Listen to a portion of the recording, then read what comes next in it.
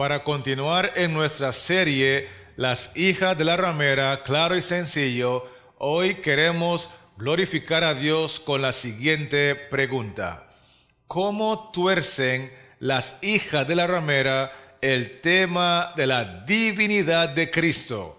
Le invito a mantenerse en sintonía en nuestro programa Dios lo dice y yo lo creo, porque regreso pronto con la respuesta.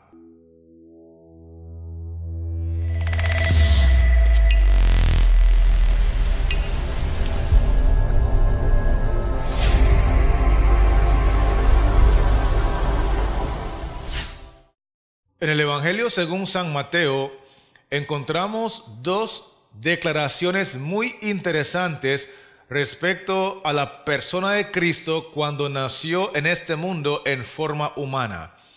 Leo primeramente Mateo 1:21 y posteriormente leeré Mateo 1:23. Dice así el verso 21: y dará a luz un hijo, y llamará su nombre Jesús, porque él salvará a su pueblo de sus pecados. El primer nombre que le dan al niño que nació es Jesús. Este es el Hijo de María, este es el Hijo de Dios que fue concebido por el Espíritu Santo. Llamará su nombre Jesús. No obstante, el verso 23 agrega lo siguiente: he aquí, una virgen concebirá y dará a luz un hijo, y llamará su nombre Emmanuel. ¿Llamará su nombre cómo? Emmanuel, que traducido es Dios con nosotros. Esto es muy importante entenderlo, porque la persona que nació del vientre de la Virgen María es una persona que existía en el principio con Dios el Padre y con el Espíritu Santo. Estoy refiriéndome a la segunda persona de la familia divina. Cuando vino el cumplimiento de los tiempos, Jesús se hizo carne, y Jesús, al estar en este mundo en forma humana, en realidad era el Dios hombre, porque él no podía despojarse de su divinidad, simplemente la cubrió con humanidad. Por eso el nombre que le dan en el verso 23 es Emmanuel, que traducido significa Dios con nosotros. Esta misma enseñanza se encuentra en San Juan, el capítulo 1 y el versículo 1 y 14. Dice así el versículo 1: en el principio era el Verbo, y el Verbo era con Dios, y el Verbo era Dios. Queremos identificar quién es el Verbo según el versículo 14.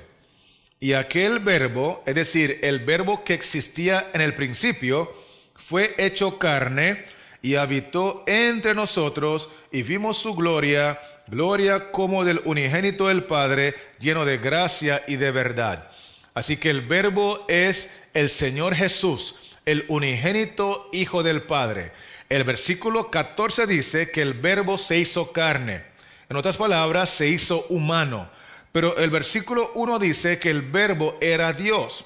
Eso significa que antes de hacerse humano, primero era divino, porque Jesús es 100% divino, de acuerdo al versículo 1, pero también se hizo 100% humano, de acuerdo al versículo 14.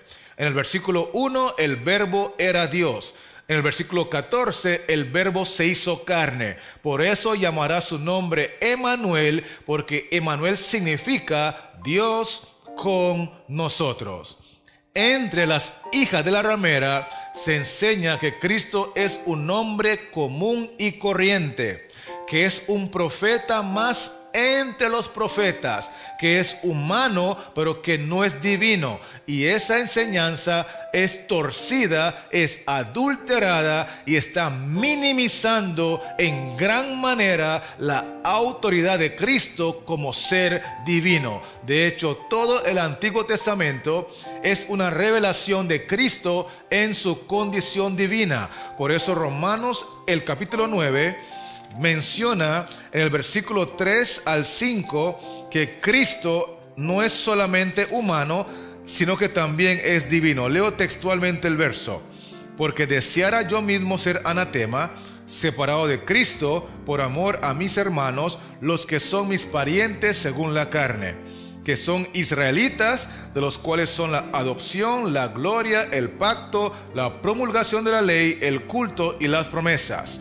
Note el verso 5, de quienes son los patriarcas y de los cuales según la carne vino Cristo. ¿Según qué?